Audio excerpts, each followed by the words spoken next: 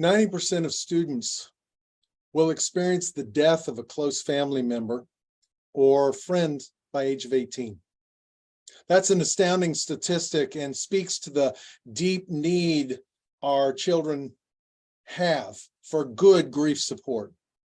Kids grieve in their own way, and sometimes we as adults try to make them grieve like an adult. We expect that, and according to our own expectations about grief and what we have done in the past. Holidays, as you know, bring a really special dimension to grief. Throw all of this stuff together, along with a teen whose brain is in the midst of really making a lot of changes and things that are going on. And all of that can be really very difficult to handle. I'm glad that you have joined us for this Understanding Grief seminar. You may have questions. Put them in the chat and we'll get to them. You may have a concern that you want to post, or something about yourself or your teen that is really bothering you. Put it there. We'll respond. And your posts help other people. They come along, they see that, and it gives them strength and support and helps them to understand that they are not so strange in what they're going through. So I welcome you all this evening, and I welcome especially Dr. Jennifer R. Levin. Jennifer has worked for over 30 years in grief and loss, and a lot of that in particular in trauma. And when teens have a death in their life, it really oftentimes is traumatic because it's just not supposed to be when you're a teen. That happens to people who are older. So Jennifer, you've learned a lot from them, and I'm just so grateful to have you come and share with us tonight. You're on mute. Here I go. Well, thank you. Thank you so much for having me here. I really appreciate it. And yes, teens, gosh, they've got so much going on, and they have so many expectations on them to pressure to perform both academically and socially, and to be a grown-up. And there's so much going on for teens because as they're getting older, they're going through this process of individualization, and they're actually, as they're getting older, they're separating themselves from their families and the family unit. And this is a really hard time for families when their teen is grieving because they're not quite sure what's going on. And if you have a teenager, you're probably understanding that you don't quite get what's happening with your teenager. And they're separating themselves from you at this time, which is natural and which is exactly what's supposed to be happening. And at this time, you're noticing that their peers are probably the most important people in their life. Their outside activities, their extracurricular activities, their friends are very important. They're developing and exploring new identities. They may be, trying on new hats all the time, and they're pulling themselves away. And so this is what's happening when they're not grieving. And when they are grieving on top of this, or they've experienced a loss or a death of a loved one, then things are even more complicated. Now, teenagers actually grieve in a manner that's very, very similar to adults. They're concrete and abstract thinkers. They're very worried about themselves in grief in terms of what's going to happen to me, what's going to happen to my family. So they're concerned about themselves. They're concerned about others. They're very existential as well. In their grief. Why did this happen? What does this mean? What does this mean for myself and the world at large? Just asking themselves those really, really big questions. They have physical complaints, headaches, stomach aches, just like all of us. They may be more apt to take risks. Teenagers are very they engage in risk-taking behaviors normally, but when they're grieving, they're going to be more likely to engage in risk-taking behaviors. They have very big and confusing and intense emotions. A lot of that has to do with the hormones that are fluctuating within their bodies. Oh, yeah. Yes. Remember And those. I remember those as well. I have a 25-year-old right now, and I think he's still going through that. Yep. But the emotions are very intense and they're confusing. And they're confusing for us as adults when we're grieving, because one moment we might think, oh, I've got this, I'm okay. And the next moment, bam, we've gone through this roller coaster of emotions. And so we might have a better conceptual framework to understand that as an adult, where Sure. teenagers, not quite as much. Sure.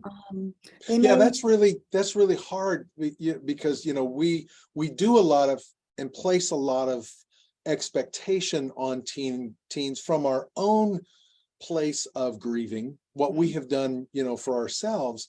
But we are down the road and we've got the thoughts and the experiences and the words sometimes really to be able to codify that and bring it out and to make some sense of it, where teens don't, because they just simply haven't lived that long to go through a lot of it.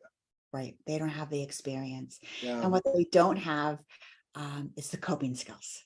Yes. They may be starting to get the coping skills, starting to learn them, but they don't have them like adults. And I should say many adults are missing the coping skills as well. Yeah. So teenagers are missing that. Yeah. They struggle a lot with concentration in the classroom. Again, adults may struggle with concentration at work. Grief will just knock your concentration out of the ballpark. Sure. Yeah. Makes it very hard to focus. But, school's hard for a lot of teenagers. And if you're in school and math and science and English, and if those aren't topics that you have a deep love for, all of a sudden that's really hard. Yeah. It's really hard to focus on something that you don't have a passion for. Yeah. And I want to pick up something here that you said that really struck me earlier, talking about the pressure to perform. Yes. And school really pushes that because you have oftentimes a test every week or a paper or performance in PE, or something like that. And that just really exploded into my thought consciousness when you use those words. That would be, it's hard enough you've got this pressure, make sure you do right. You got to get the A or the B or the C, or you got to keep up with so-and-so or whoever it is. That's really difficult. Wow. Absolutely. Some teenagers share what's going on and some don't. That's the other thing. They may be telling their friends what's happening, and they may be telling their teachers. Parents may be sharing what's going on. Some aren't. And so they may be asking for extensions, or they may be getting extra help, or they may not be. And so, like you said, all of these pressures, all of these deadlines, they may be getting help with it, they may not. And so the pressures may be intensified. Some teachers are really understanding, some not so much. Yeah. And so that all impacts the grieving experience. I work with a lot of students. We've got college applications right now, or they're just finishing college applications. Most of them are due right at I think this week for many of them, Thanksgiving week for the UCs, right around November 15th. And so when you're grieving and now you have to be thinking about, oh my goodness, college applications, that's a big deal. Big deadlines on top of regular school. So a lot going on for them, major life decisions. Yeah. And boy, what a crash in there of future, a future with my school and my life, and what am I choosing and things, along with, if it's a parent who's died in the future there now, what is that? And boy, that's, again, just very mind-boggling, very opening. This is so helpful, Jennifer. I really appreciate it. So much of what you have shared, you mentioned about the confusion that they have, or the hard concentration, and the emotional roller coaster, and the physicality of what grief is. Some of just the things, that's normal grief, and that's the way it impacts us. but filtered through a teenager's brain, that's going through that massive change, and then grief casts this huge shadow there. What would you say that you've seen or you've heard or you've people you've worked with that would kind of red flags, if you will? Yeah. What are some of the red flags that, because grief is pretty normal and even teens go through it. It's hard, but they navigate their way and stuff. But some of those red flags and stuff, what might be things that we want to consider ourselves to be looking out for? Yeah, that's a great question. And before I go into that, one other things that we didn't mention with the teens that actually would fit into the red flags is it's so important for teens to fit in. Teens have to fit in, and they're judged by their peers. Sure. And so not fitting in is such a difficult thing for teens. Yeah. And when they feel like they don't fit in, that's going to lead to a lot of behaviors and negative consequences that could actually lead to some of these red flags that I'm going to talk about. So that's a perfect entry to that. But that's also one of those negative consequences of grief, of not fitting in. Right. And so that's just another thing that they have to deal with, is not fitting in and being different. Wow. Because now they've experienced a loss and that they're different from their peers. So not fitting in is huge for teens. But one of the things to look at, well, there's several things in terms of red flags for teenagers. Isolation and withdrawal. I mentioned to you a moment ago, peers. Being with your peers is so important when you're a teenager. They're almost more important at times than your family. Sure. And I just want to make a note. And of course, I'm doing a lot of generalizations. Sure. And every teenager is going to be different. Right. Without, I just wanted to make sure that I said that here. Right.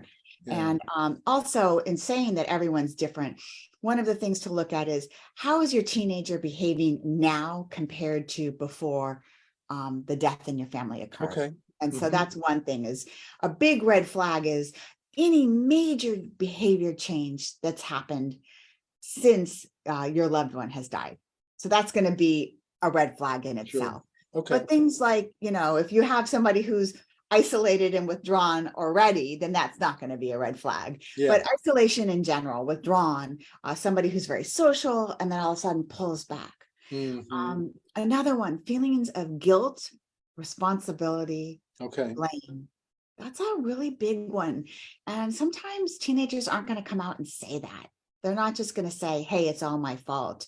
You really have to look hard for something like that. There may be comments under the surface, just things said in the offside, but just things that are just like, gosh, I shouldn't have done that, or just really small things that indicate that your teen feels responsible for what happened.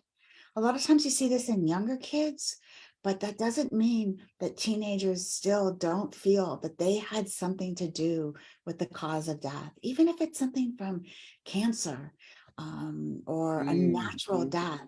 A lot of times kids hold, and I still call them kids as teenagers, but kids hold this belief that they did something wrong.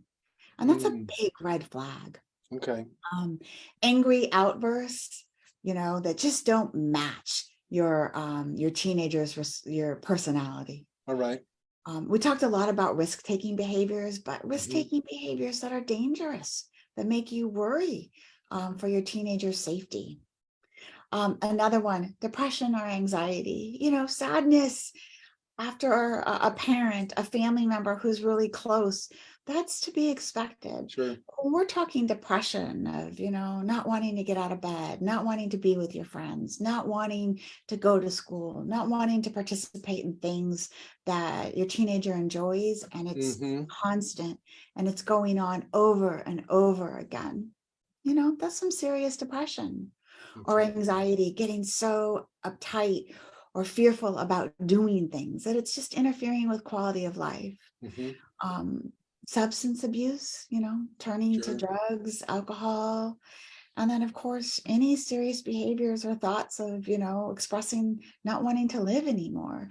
And that's something you want to act on really, really quickly. As soon as somebody or your teenager expresses thoughts of like, I wish I wasn't alive, I wish I wasn't here, Yeah. I wish I was with dad, mom, whoever, it's very common for teenagers to make comments like that Right. off the cuff. I remember the first time my son said something like that, scared the living daylights out of me. Right. You have to know your child's personality, but a comment like that that's got heartfelt intent, something you want to take seriously. Right.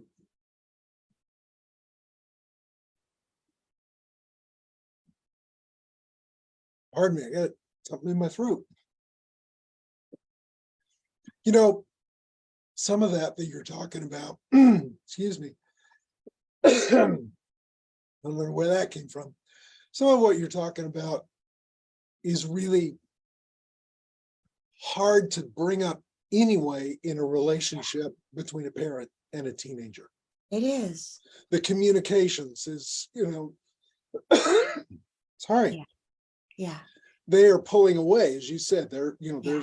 they're doing that's what they do as teenagers. They start to separate and individuate. That's life cycle stuff. They're supposed to be Yeah. doing that. Yeah. Which makes it hard to communicate with a teen oftentimes anyway. Yeah. Now you've got this layer of grief that can make it even more difficult. What would you say are good ways to communicate with your teenager? Some people would say any communication with your teenager is good. Communication with teenagers is definitely a rocky road. And so first of all, I just want you to remind yourself that, yes, my teenager prefers to communicate with peers, and this is a via normal text and way. social media. Yep. That this is normal, and that there's nothing wrong with me as a parent because my teenager is choosing his or her or their friends Right. Over the family. And so just to remind yourself that that's okay.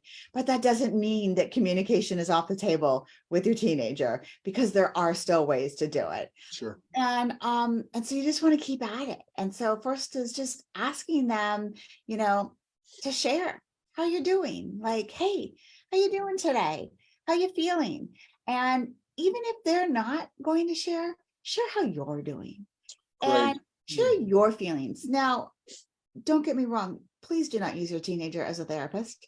But just say, I'm really struggling with my grief right now, or I'm really struggling with these feelings and I'm feeling X, Y, and Z. Leave it at that. Don't be afraid to show your emotions. Don't be afraid to tear up. Don't be afraid to say how you're doing, and model these feelings for your teenager so that they can see that it's okay to express them. Mm-hmm. And if they're not receptive in the beginning, that's okay. The important thing is you don't stop. Right. These are not one-time conversations. They're conversations that keep going on and on and on. Because number one, you want your teenager to know it's okay to talk about feelings. It's okay to express feelings. And it's okay to talk about our loved ones who have died. We're totally okay with that. We're comfortable with that. Right.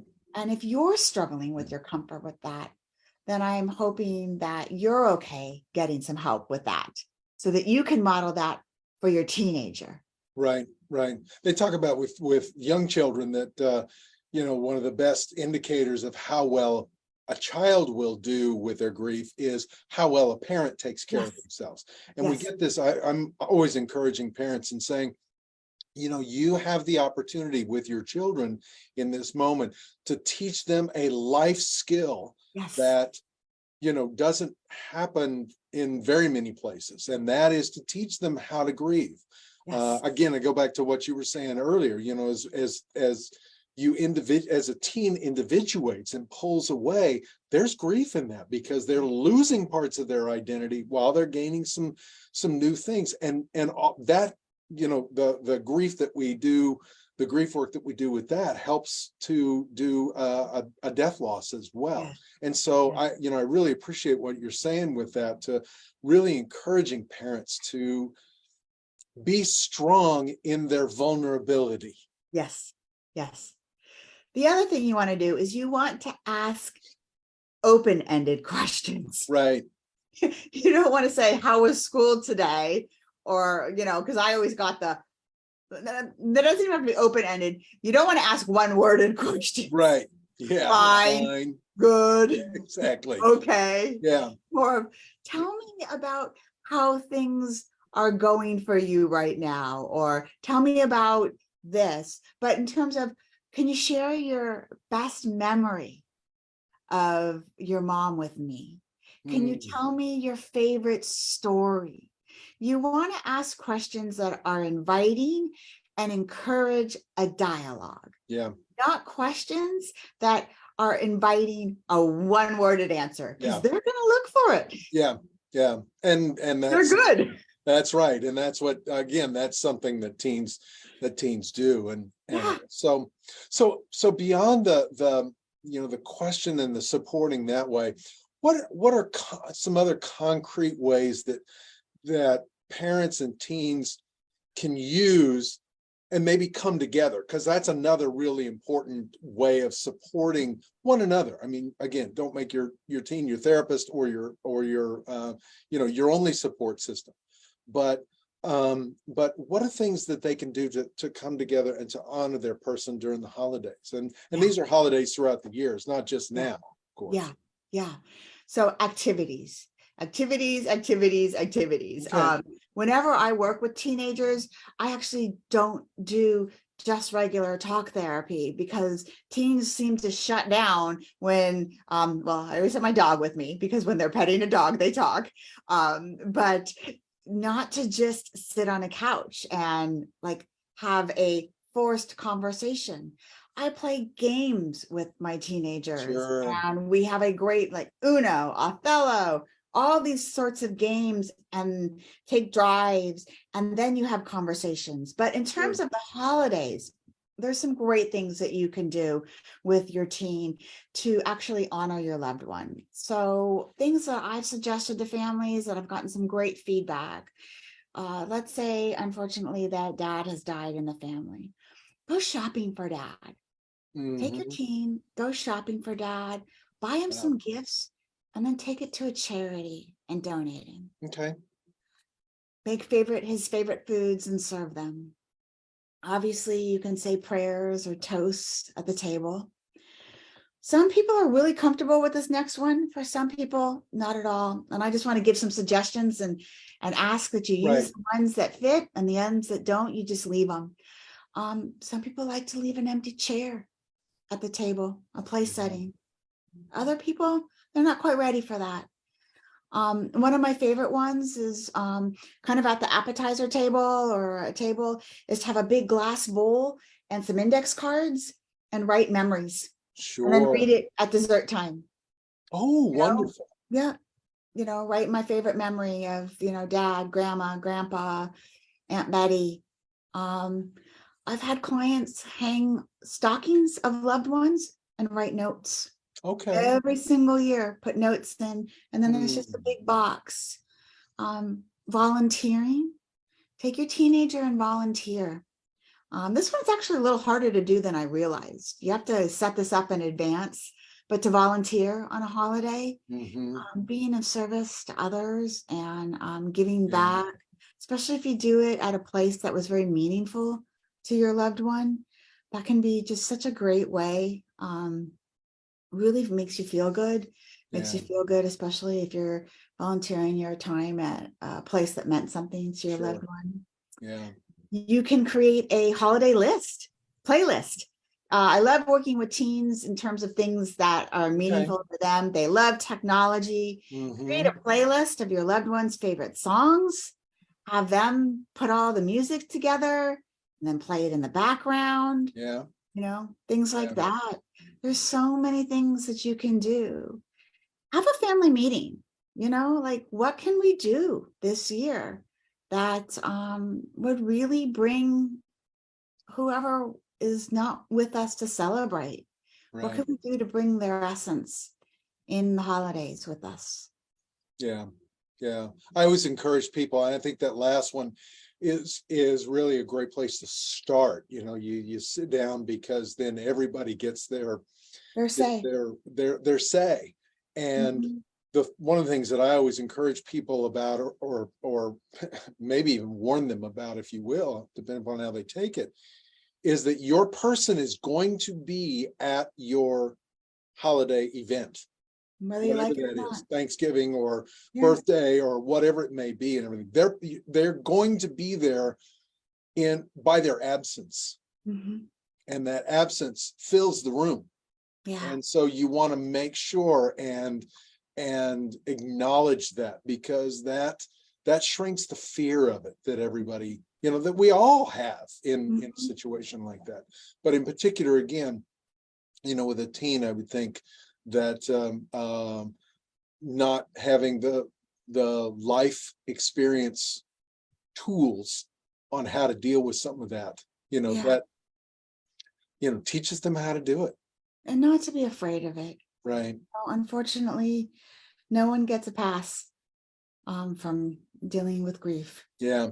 So showing them a healthy way to talk about it, to face it, and to cope with it, I think is the best thing you can give with your child. Yeah. I do want to say one quick thing, if I Sure. can. I have so many parents that call and say, my teenager's not grieving right. And I want to encourage parents to let go of expectations Yeah. on how their teenagers are grieving. Kids are very resilient, and they can have moments and they can seem absolutely wonderful and fine and not sad, and that's okay. It really, really is okay. Yeah. They're going to have moments when they are very sad and they're very in touch with their grief, and you may not be witness to that. Give them the benefit of the doubt that they're doing okay, and they're going to let you know when they're not. Yeah. And just let go of your expectations on how your kids should grieve. Yeah. Yeah. Oh, that's wonderful. Wonderful. Jennifer, thank you so much. One thing I want to mention, and I know that you've got some wonderful stuff online that you do with all kinds of grief and loss. And so I encourage people to look you up. We at Forest Lawn are going to be doing our annual Lights of Remembrance service. We've had one of those for the last more than 15 years. And it's coming up the end of this month. And I would encourage people, if you're interested in finding some kind of way to acknowledge the holidays and acknowledge your person and the loss in your life, to join us. Go to forestlawn.com and take a look there at our events page, and you will see the Lights of Remembrance. And it's a free event. We invite anybody and everybody and ask for your RSVP. So, those kinds of things where we gather together as community, where we do these kind of ritual sorts of things, are very, very helpful as well. And so just encourage everybody to find ways that you, your teen, your family can acknowledge the loss you've had this year, as well as to heal your way by taking a step day by day through this holiday season. Jennifer, thanks so much. It was My pleasure. What a rich.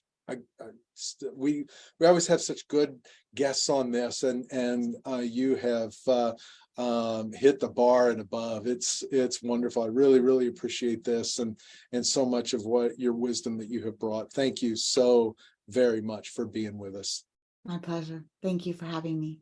And I want to thank each and every one of you for joining us as well. Follow us on Facebook so that we can be together in our journey through grief. As always, I want to give a shout out to Jessica for monitoring the feed and helping me with the tech behind the scenes and everything. In this season of gratitude, I have great gratitude for you, Jessica, and for all that you do, because this wouldn't happen without you. And so thanks to each and every one of you, and to all of you, we are sending you peace as you grieve your loss.